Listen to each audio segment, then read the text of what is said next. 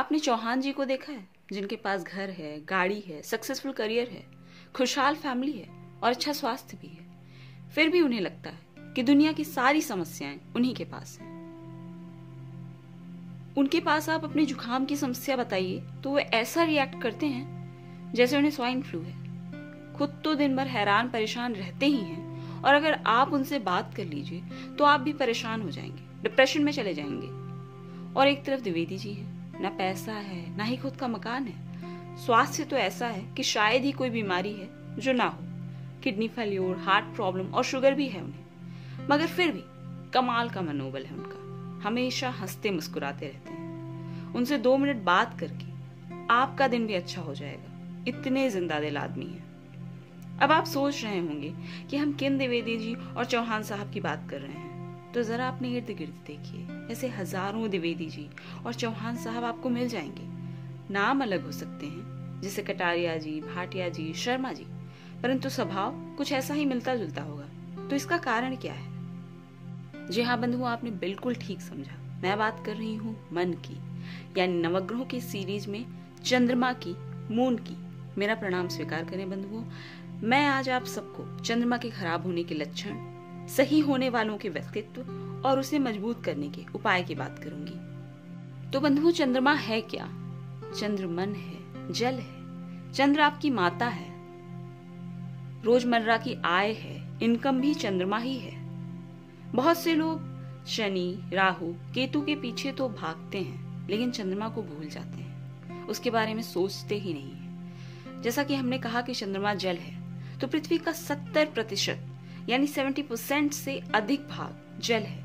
हमारे शरीर का लगभग 70%, 70% भाग जल है। तो सोचिए, जिसकी मात्रा पृथ्वी और हमारे शरीर में 70% है, 70% है, उसे इग्नोर कैसे कर सकते हैं, टाल कैसे सकते हैं?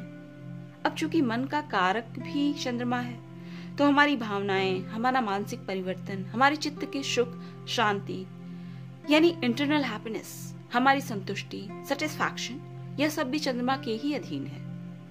क्योंकि कुंडली में चतुर्थ भाव यानी 4th हाउस चंद्रमा के अधीन है, और मन भी चंद्र के अधीन है, और माता को भी चंद्रमा ही रिप्रेजेंट करता है। तो घर की सुख शांति में चंद्रमा का बहुत बड़ा हाथ है।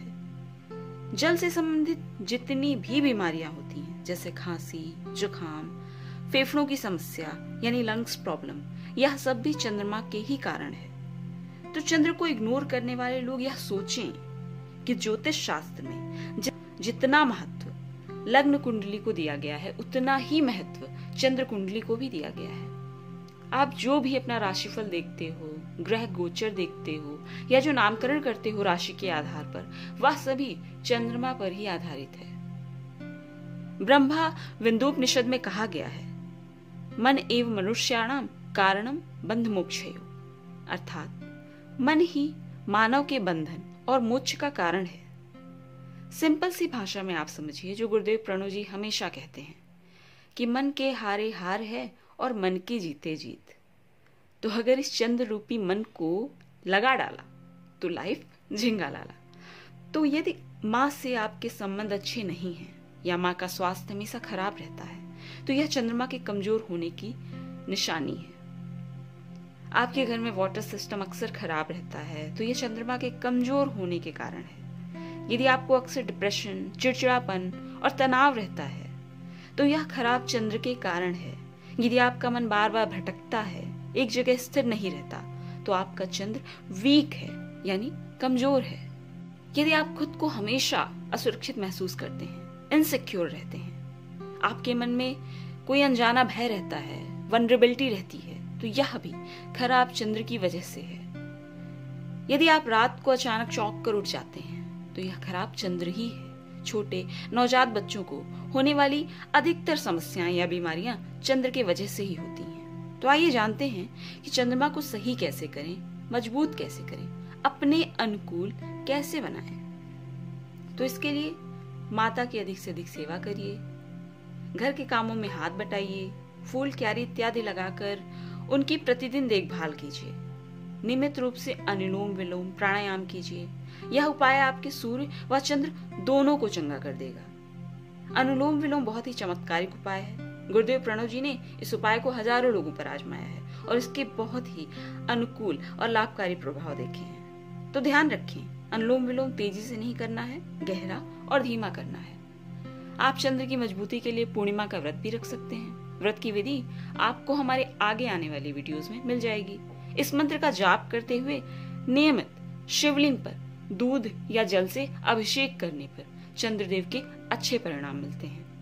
मंत्र आपको स्क्रीन पर दिख रहा होगा और हम डिस्क्रिप्शन बॉक्स में भी इसे डाल देंगे। कोई भी उपाय 1 या 2 दिन करके छोड़ना नहीं है, इसे नियमित करना है, यानी रेगुलर करना है, रेगुलरिटी बनाए रखनी है।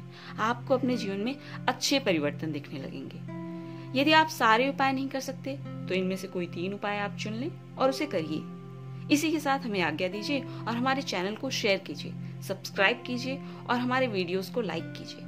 तो खोज करें, अनुभव करें, आनंद को प्राप्त हो जाएं। लाइक करें, शेयर करें और सब्सक्राइब करके जुड़ जाएं। जय हिंद, जय गुरुदेव, जय भाग्यनेत्रम।